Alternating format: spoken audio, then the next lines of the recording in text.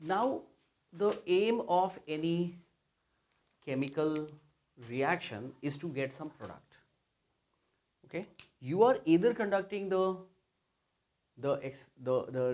are either setting up a reaction to see what happens, that is called an experiment, right, or an observation, maybe in a lab. You know the reaction, still you want to see what happens.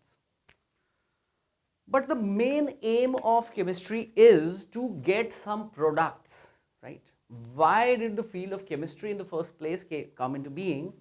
First was the exploration, and then when we realized the importance of the products that were being produced,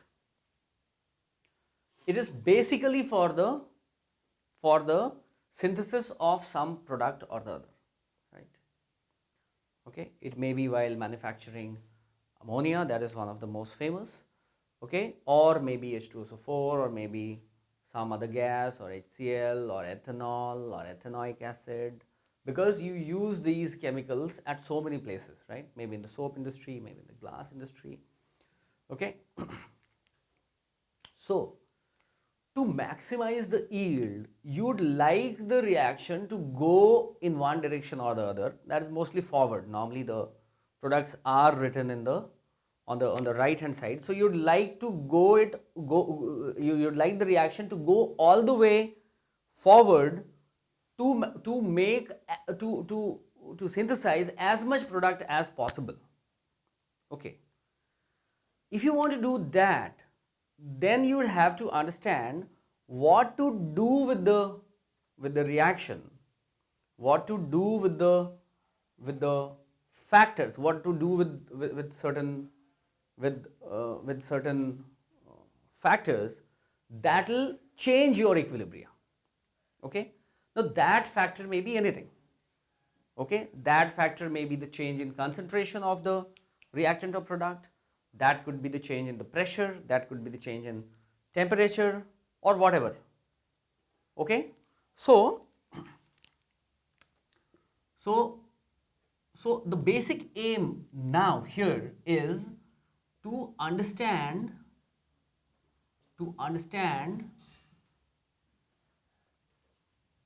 the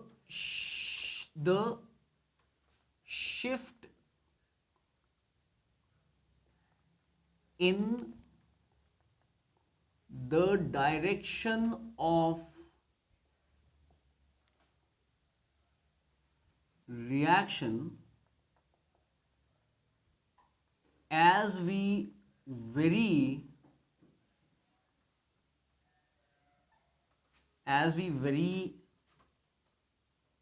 some factors. Okay, what will happen? Okay, these factors may be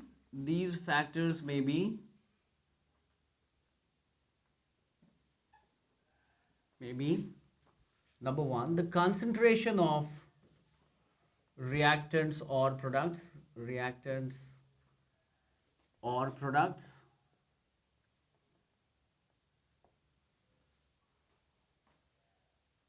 okay, maybe the pressure of the whole system,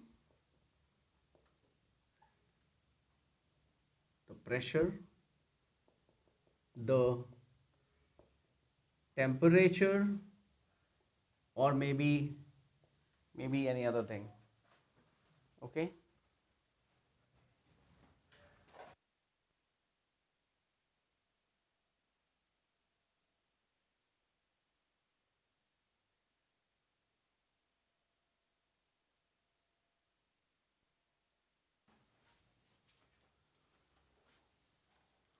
now you have ample hints for this. Fine, and there is nothing great about it the moment you sort of realize the the hidden uniformity in all the systems.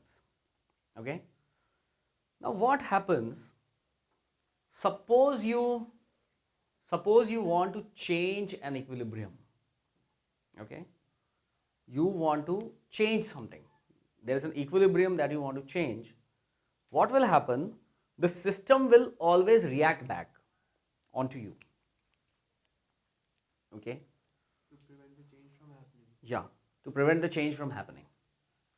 So if there is a carton and you are trying to push it, the friction will oppose you. It does not want you to move, right? It is most beautifully summarized by the Newton's first law of motion, right? What does it say? An object, a body in motion, in a state of rest or in a state of uniform motion, continues to do so until and unless you apply an external force onto it. Okay, so what happens if it is moving? It'll try to keep moving. If it is stopped, it will want to remain stopped. Okay, and it will react back if you want to change it. Okay, so maybe you slam the brake on the vehicle, then you fall forward. Okay, okay, because your body does not want to change, right? And somehow you're sitting on the seat, so a part of your body is being stopped, but the remaining part of the body which is not attached, that does not want to stop. Fine, so it falls forward. Okay, you try to push the carton, it opposes you. Once you set it in motion and try to pull it back to rest, it again opposes you. Correct. It will require considerable amount of work in stopping that, depending on the mass and the friction, right? So, the factors here, as they act in these physical systems, equally well they act in the chemical systems. And that was summarized by Le Chatelier's principle. Okay, so this summary is called Le Chatelier's principle, and it says exactly what we already understand. Okay, it states that the change in any of the factors, the change in any of the factors that determine the equilibrium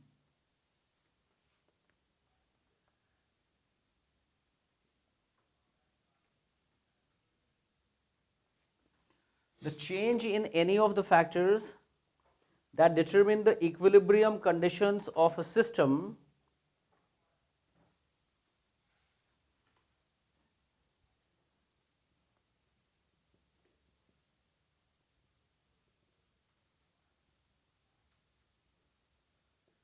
the change in any of the factors that determine the equilibrium conditions of the system will cause the system to change in such a manner, will cause the system to change in such a manner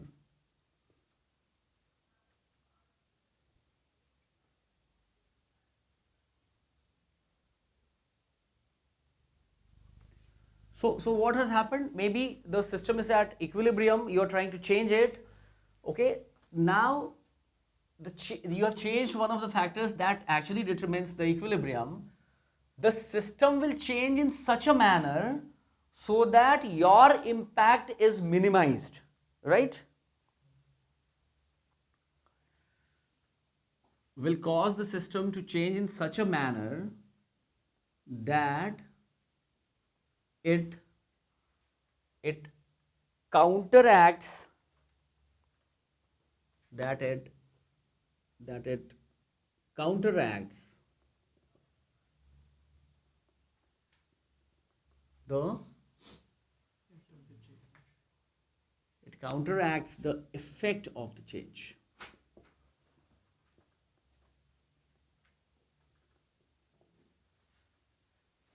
And most tellingly, it happens with a social system, Any social system you try to change, it'll resist. Whatever. You try to make it heaven, still it will resist. and it is very good that it resists. It means that it is a stable equilibrium. Understand?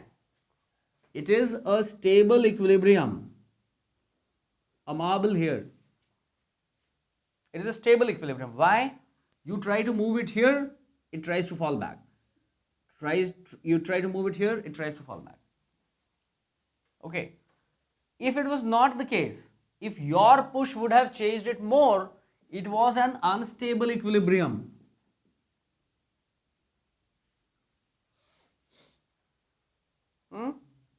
If this is a marble, you push it, and with your push it changes faster, it does not resist you, then what happens? This is not an equilibrium. It's a misnomer.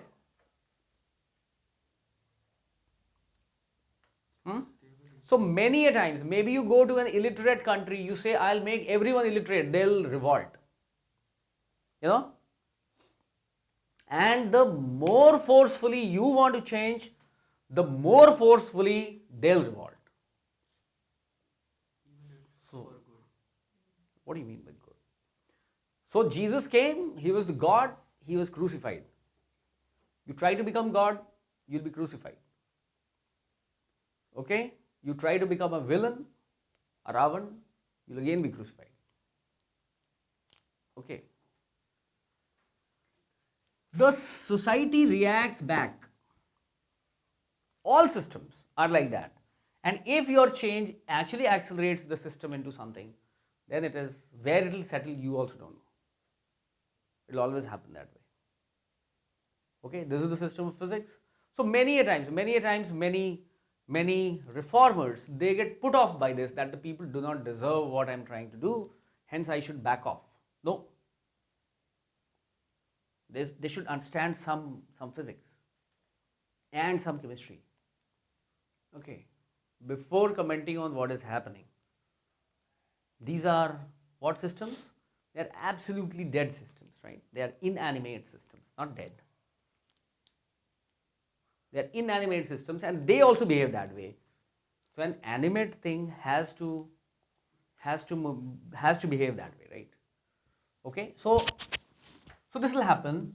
It's a natural thing. Now, if you understand this, then you understand the whole of Le Chatelier's principle. Fine. And we'll soon see, and you'll be able to yourself predict where you are trying to go. So maybe there is already an equilibrium in that painful reaction. Okay, please to write. Now what happens? You suddenly, this is product, you suddenly reduce the product. That means you drive away the product, you take away the product. Correct? You take away the product, suddenly this will fall down. No? Now what happens? The reaction will try to counteract. That means it will try to make more product. Why? Why? Mathematically, why? It has to reach this Kc. It has to reach this Kc. The moment you withdrew this, the moment you withdraw some amount of the product, what happens? Suddenly, the value of Kc falls down. It becomes Q actually now. It's not at equilibrium. So it has to reach there. It has to reach the equilibrium. It has to make this value equal to Kc as long as you are at a given temperature. And what is the way left with it? To take you back to Kc.